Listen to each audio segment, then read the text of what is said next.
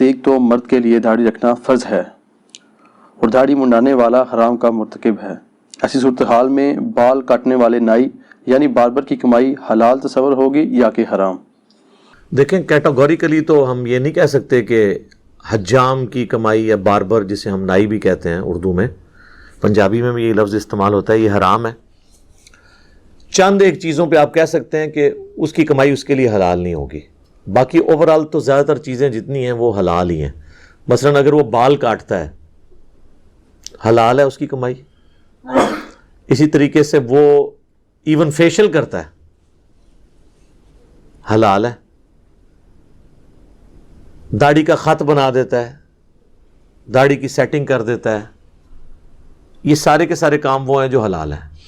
بال ڈائی کرتا ہے، کیونکہ آج کل تو لوگ کالے بال کروانے ہوں، براؤن کلر کروانا ہو، نائی کے پاس ہی جاتے ہیں، یہ سارے وہ اس کے ذرائع ہیں جو حلال ہیں، اور افضل ترین کمائی ہے کیونکہ ہاتھوں کی کمائی ہے۔ صحیح بخاری میں حدیث ہے کہ کسی شخص نے اس سے بہتر کوئی کمائی نہیں کھائی جو اس نے اپنے ہاتھوں سے کمائی ہو۔ اور پھر نبی علیہ السلام نے ساتھ فرمایا کہ حضرت داؤد علیہ السلام بھی اپنے ہاتھوں سے کما کے کھایا کرتے تھے، جس کی ڈیٹیل قرآن میں آئی ہے کہ اللہ تعالیٰ نے انہیں زیرہ بنانے کا، جو جنگوں میں بچنے کے لیے ایک جنگی لباس ہوتا ہے، اس کا ہنر سکھا دیا تھا، تو وہ زیرہ بنایا کرتے تھے۔ ہاتھوں کی کمائی میں ظاہر ہے آپ جو لوگ فری لانسنگ کر رہے ہیں یا کمپیوٹر پہ سافٹ ویئر کا کام کر رہے ہیں، انگلیاں استعمال کر رہے ہیں، وہ بھی اسی میں شامل ہیں۔ ہاتھوں سے مراد یہ نہیں کہ ضرور اس نے کوئی پتھر یا اینٹ اٹھانی ہے یا ہاتھ سے کینچی چلانی ہے تو ہاتھ کی کمائی ہے، تو یعنی محنت کی کمائی۔ ہاتھ استعمال کیے بغیر بھی کمائی ہو سکتی ہے، ایک بندے کے پاس اچھی پراپرٹی موجود ہے، وہ کرائے پہ دے دے، حلال رزق اس سے گھر بیٹھ کے کھائے۔ اور یہ جو عوام میں مشہور ہے نا کہ بغیر محنت کی جو کمائی ہو وہ حرام ہوتی ہے، بڑی نان سینس بات ہے۔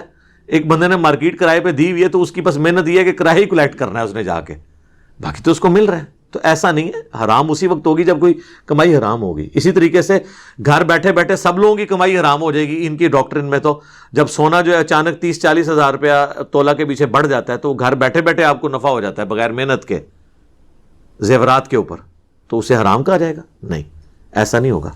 ہاتھ کی کمائی افضل ترین کمائی ہے، اور حتیٰ کہ یہاں تک آیا صحیح بخاری میں کہ نبی علیہ السلام نے فرمایا کوئی اللہ کا پیغمبر ایسا نہیں ہے جس نے بھیڑ اور بکریاں جو ہے وہ چرائی نہ ہو۔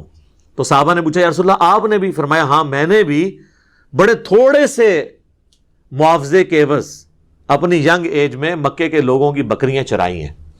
ہے کہ ایک انبیاء اکرام کی اللہ تعالیٰ نے ایک پریکٹس کروانی ہوتی ہے امت کے اعتبار سے۔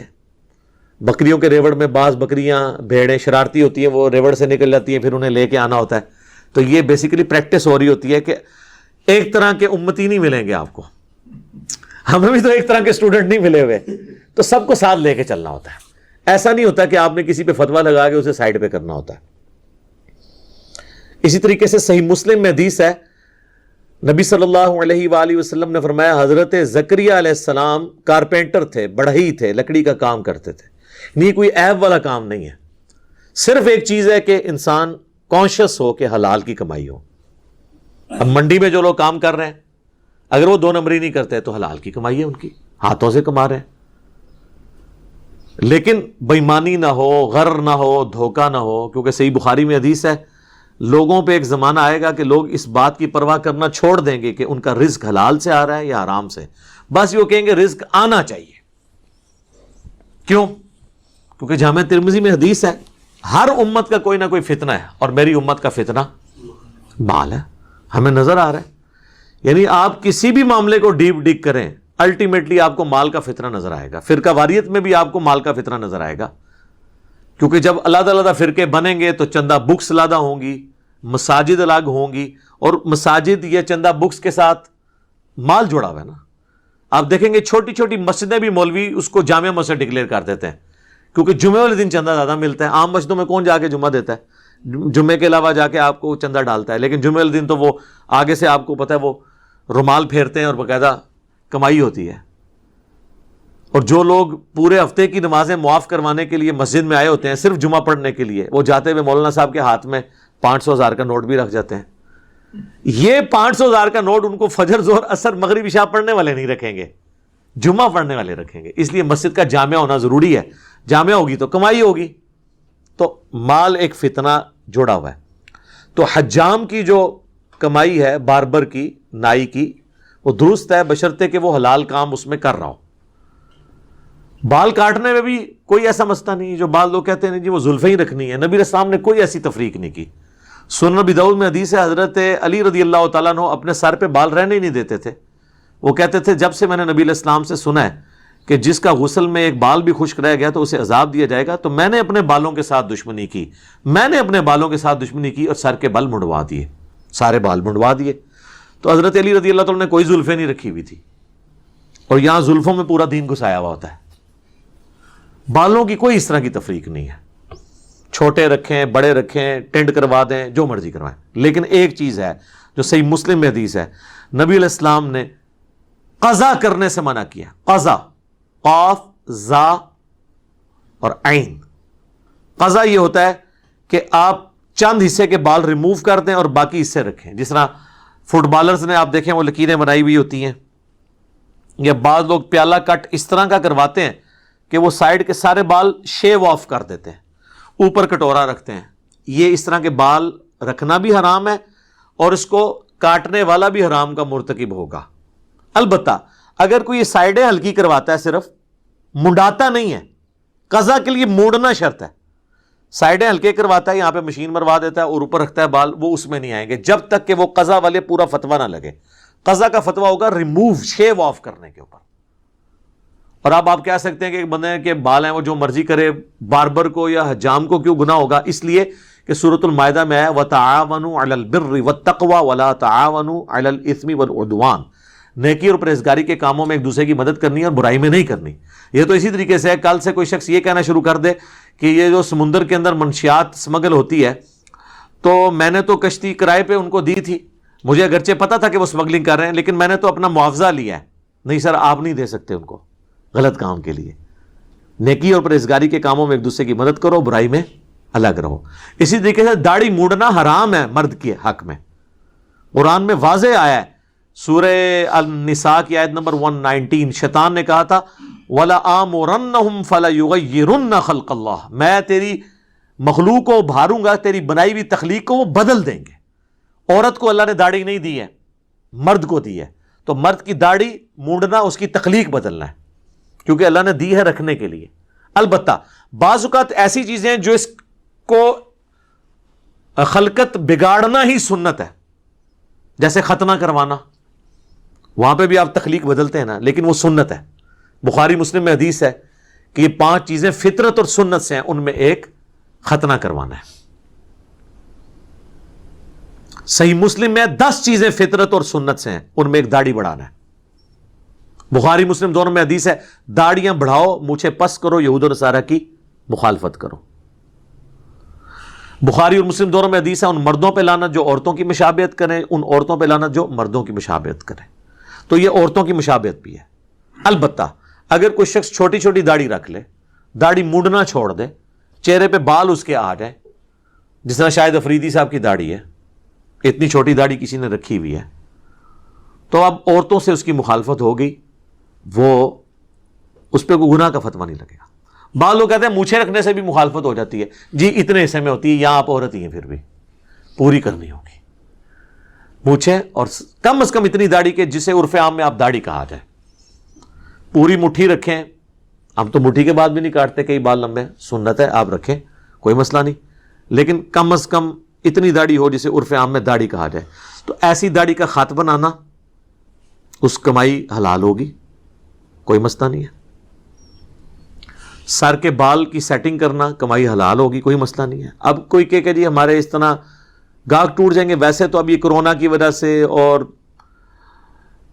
جو لوگوں کو ایک جراثیم کے حوالے سے ہائیجینک ایشوز ہیں ان کی وجہ سے لوگ تو اب شیو تو عموماً گھروں میں ہی کرتے ہیں, سیدھی سی بات ہے, ان کو وہ بلیڈ کا ڈر لگا رہتا ہے. اس لیے آج کل حجام کا یہ والا کمائی کا پورشن بہت کم ہے, تو اس کے اوپر کمپرومائز کر لیں, لکھ کے لگا دیں کہ یہاں پہ داڑھی نہیں مونڈی جائے گی, باقی آپ کام کروائیں. لوگ آئیں گے یار, یہ نہیں ہوگا کہ وہ زیادہ تر تو چھوٹے بچے ہیں جن کو بار بار سر کے بال بنوانے کی ضرورت پڑتی ہے, ان کی تو داڑھی نہیں نکلی ہوئی ہوتی, تو آپ کا اپنا رزق چلتا رہے گا, اللہ اسی رزق میں برکت دے گا. باقی یہ کام اس طرح کے نہ کریں جو خلاف شرع ہوں. ضرورت ہی کوئی نہیں ہے. آپ باقی جدید جو اس وقت چیزیں چل رہی ہیں ان کو آپ سیکھیں, وہ کریں.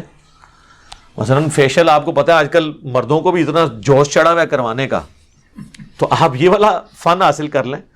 اور مجھے تو پتا چلا ہے کہ مولوی بھی فیشل کرواتے ہیں, اور تو ظاہر ہے مولویوں کا فیشل بھی کریں, کوئی مسئلہ نہیں ہے. حجام کی کمائی آپ کی وہ حلال کی کیٹیگری میں فال کرے گی, لیکن ایسا کام نہ ہو کہ جس میں یعنی شریعت نے اس کو حرام قرار دیا ہو اور آپ وہ کریں. پھر ظاہر ہے کہ ہم آپ سے کہیں گے کہ وہ والا پورشن آپ کا حلال نہیں ہوگا. اور حلال اور حرام کے کیس میں آپ ہمیشہ یاد رکھیں, کسی بھی کمائی کو مطلقاً حرام نہ کہا کریں, اس کا کوئی پورشن حرام ہو سکتا ہے. ایون بینک کی نوکری جو ہے یہ بھی مکمل طور پہ تو حرام نہیں ہو سکتی. مثلا بینک جو بل جمع کرتا ہے, لاکرز میں لوگوں کے پیسے کی حفاظت یا زیورات کی حفاظت کرتا ہے, یا آپ کو اکاؤنٹ میں حفاظت کے طور پہ آپ پیسے گھر میں تو نہیں رکھ سکتے. یہ وہ ساری چیزیں جو ان کے حلال ذرائع ہیں. حرام ذرائع تو وہ ہوں گے کہ وہ جب سودی قرضہ لوگوں کو دیں گے, اور وہ بھی عام کنونشنل بینکنگ میں. اسلامک بینکنگ میں تو اس طرح کا پرسنل لون نہیں دیا جاتا, وہاں منی اگینسٹ گڈس ہوتا ہے, وہ تو معاملہ بالکل درست ہے. لہذا حلال اور حرام کے اعتبار سے یہ ساری چیزیں دیکھا کریں. لوگ فوراً فتویٰ لگا دیتے ہیں, اور اس میں یہ بھی میں عرض کروں کہ کسی کام کو نیچ بھی تصور نہ کریں, یہ ذہن میں رکھیں. ہم جن کاموں کو بعض اوقات سمجھ رہے ہوتے ہیں یہ تو کمی کمینوں کے کام ہیں, ایسا نہیں ہوتا. یہاں کسی کو ترخان کہہ دینا آپ تو وہ برا سمجھتا ہے اس چیز کو. تو صحیح مسلم میں نے حدیث نہیں بتائی کہ حضرت زکریا علیہ السلام بھی ترخان ہی تھے, کارپینٹر تھے, بڑھئی تھے. کسی کو لوہار کہیں برا لگتا ہے. تو صحیح بخاری میں ہے کہ حضرت داؤد علیہ السلام زیرہ بناتے تھے, وہ لوہار تھے. ٹھیک ہے. اور بھیڑ بکریاں چرانے والے جو لوگ ہیں ان کو تو سب سے نچلے درجے میں ہی رکھتے ہیں لوگ. ٹھیک ہے. اور وہ تو صحیح بخاری میں ہے کہ سارے انبیاء یہ کرتے رہے. لو کر لو گل. جب صحابہ نے پوچھا یا رسول اللہ, آپ بھی فرمایا ہاں میں نے بھی بڑے تھوڑے داموں کے عوض مکے کے لوگوں کی بھیڑیں بکریاں میں نے چرائی ہیں. پیغمبروں نے رول ماڈل بننا ہوتا ہے. تو کسی کام, حضرت علی ابن ابی طالب کنویں کھودا کرتے تھے, وہ مشین لگا کے نہیں سر, ہاتھ سے. کتنا مشکل ٹف کام ہے, تو اس چیز کو کوئی عیب نہیں سمجھتے تھے. حضرت ابوبکر صدیق بھی تجارت کیا کرتے تھے. صحیح بخاری میں آتا ہے نا کہ جب حضرت ابوبکر صدیق خلیفہ بنائے گئے تو انہوں نے پہلا تقاضا یہی رکھا, کیونکہ حضرت ابوبکر صدیق مسلح اٹھاتے اور پیچھے سونے کی کانیں ہوتی, یہ تو نہیں ہوتا تھا. تو یہ تو صرف بابوں کی کہانیوں میں ہوتا ہے نا. تو صحیح بخاری کے الفاظ ہیں, حضرت ابوبکر صدیق رضی اللہ عنہ نے کہا کہ دیکھو لوگوں, تمہیں پتہ ہے میرا کاروبار بڑا اچھا چل رہا تھا, اب تم نے حکومت کی ذمہ داری میرے ذمہ کر دی ہے, تو میرے بیوی بچے کہاں سے کھائیں گے. ان کو کہنا یہ تھا کہ حضرت آپ کے قدموں سے جو خاک اڑے گی, سر آپ بھی نہیں, حضرت واشی کے قدموں سے بھی جو خاک اڑ کے ان کے گھوڑے کے نتھروں میں بیٹھے گی, اس کو بھی کوئی غوث کتب ابدال نہیں پہنچ سکتا. حضرت آپ کا تو مرتبہ ہی بہت اونچا ہے, جب غوث کتب ابدال جو ہے وہ اٹھائیں گے مسلح تو نیچے سونے کی کانیں ہوں گی, اور وہ استنجے کے لیے ڈھیلے مانگیں گے, تو جس ڈھیلے کو ان کا مرید ہاتھ لگائے گا وہ سونا بن جائے گا. تو سرکار تسی بھی ڈھیلے 2-4 دے دیو انہوں, کارلے کھاندے پیندے رہن گے. تو صحابہ نے باقاعدہ مشورہ کیا, اور بخاری کے الفاظ ہیں, انہوں نے کہا کہ مسلمان مال غنیمت سے ابوبکر اور ان کے گھر والوں کا خرچہ اٹھائیں گے, اور ابوبکر جو ہیں وہ مسلمانوں کے حکومت کے امور کو چلائیں گے اس کے عوض. جناب یہاں بھی آپ دیکھیں نا, وہ ہر آئے دن ایک بھائی آتا ہے اور کہتا ہے جی میں سب کچھ چھوڑ چھاڑ کے دین کے لیے وقف ہونے لگا ہوں. 4 دہاڑے سمجھ آ جائے جو وقف ہو گئے, تسی انج نہیں وقف ہویا جا سکتا. یہ جو لوگوں کو شوق چڑھا ہوتا ہے نا, میں نے وقف ہو کے پھر میں نے اللہ کے لیے وقف ہو جانا چاہیے, میں نے جناب پھر دین کا کام کرنا ہے. جناب وہ بعض وہ مزاح کے طور پہ کہتے ہیں نا جی 5 فرض تو آئے نا دین کے, اور 6واں فرض جو ہے نا وہ روزگار ہے یا روٹی ہے. میں کہتا ہوں جی بعض اوقات یہ پہلا فرض بن جاتا ہے, کیونکہ مفلسی انسان کو کفر کے قریب بھی لے جاتی ہے. ٹھیک ہے. تو اس لیے دین کا کام پیرلل میں ہی کریں, یا اپنے ایسے ریسورسز مینیج کر لیں کہ جس میں اگر آپ فل ٹائم دین کے لیے وقف ہو جائیں تو پھر آپ اپنے معاملات کو لے کے چل سکیں. اور صرف یہ ایک فیکٹر ہے, اس کے بعد آپ نے دین کی تبلیغ نہیں کرنی, دین کا علم حاصل کرنا ہے. تبلیغ کا شوق پہلے چڑھا ہوتا ہے, پتہ کچھ بھی نہیں ہوتا. اور بعض لوگوں کو شوق ہے تبلیغ کرنے کا, اور وہ کہتے ہیں جی ہم نے تو بس غیر مسلموں کو بھی اسلام کی دعوت دینی ہے, ہم نے تو فلاں کو بھی اسلام کی دعوت دینی ہے, اور خود ان کو اسلام کلیئر ہی نہیں ہے. غیر مسلموں کے اعتراضات کیا، ان کو تو مسلمانوں کے مسئلے کلیئر نہیں. تو پہلی بنیادی چیز ہے وہ علم حاصل کریں، اس کے بعد ان سارے معاملات کو لے کے چلیں. لیکن فائنینشیل اپنے جو ایشوز ہیں ان کو ضرور ریزالو کریں حلال اور حرام کی تمیز کے ساتھ. اور جو لوگ دین کے لیے اس طریقے سے وقف ہو سکتے ہیں، یعنی ان کو اپنی وراثت میں اچھا خاصا حصہ مل گیا ہے، ایسا کہ ان کی کوئی مارکیٹ ہے کرائے پہ دی ہوئی ہے، یا ان کے مکان ہیں کرائے پہ ہیں اور ان سے ان کی منتھلی انکم اتنی ہوتی ہے، تو ان کو تو کوئی ضرورت نہیں آگے پیسہ مزید بنانے کی، اگر ان کے اندر کمپیٹنسی ہے دین کا کام کرنے کی. یہ کمپیٹنسی آئیڈینٹیفائی آپ نے کرنی ہے. اگر کمپیٹنسی نہیں ہے تو پھر آپ پیسہ اور کمائیں اور دین پہ اپنا مال لگائیں.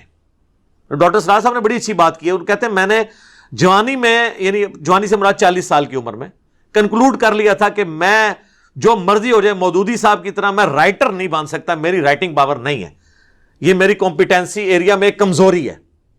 کہتے ہیں لیکن میری سپیکنگ پاور، میں نے اسی وقت دیکھ لیا تھا کہ میری سپیکنگ پاور والا ایسا معاملہ ہے جو اللہ نے مجھے ایسا ملکہ دیا ہے جو چند لوگوں کو ہی ملا ہے، تو میں نے بس سارا زور اسی میں کھپا دیا. تو دیکھیں اب آپ، اگر وہ کہتے ہیں میں نے تفسیر لکھنی بھی ہے، میں نے یہ بھی کرنا ہے، میں نے وہ بھی کرنا ہے، پھر ایک کام بھی صحیح طریقے نال نہیں سی ہونا. اور پھر وقت کی ضرورت کیا ہے؟ مودودی صاحب کی تفسیر کتنے لوگ پڑھیں گے تفہیم القرآن، لیکن بیان القرآن اور ڈاکٹر سراج صاحب کے لیکچرز زیادہ لوگوں تک پہنچے ہیں. اور بعض لوگوں کو تو مودودی صاحب کا تعارف ڈاکٹر سراج صاحب کی وجہ سے ہوا ہے، ویڈیوز کی وجہ سے. تو اس لیے ہم نے بھی اپنا ایک یہ ایریا آئیڈینٹیفائی کر لیا کہ بھئی ہم ویڈیوز کے ذریعے کریں گے. لیکن یہ اللہ کا شکر ہے میں نے سب سے مشکل ٹاپک اڈاپٹ کیا، اختلافی موضوعات. اور صرف اس پہ اکتفا نہیں کیا، ہر مسئلہ جو دین سے ریلیٹڈ ہے، چاہے نان مسلم سے ریلیٹڈ ہے چاہے مسلم سے ریلیٹڈ ہے، چاہے وہ فقہی مسئلہ ہے چاہے عقیدے کا مسئلہ ہے، اس کو ماسٹر کر کے تو یہ چیزیں ریکارڈ کریں گے. لیکن یہ ان ساری چیزوں کو پھر پیرلل میں آپ نے ان چیزوں کو مینج کر کے چلنا ہے. ٹھیک ہو گیا جی؟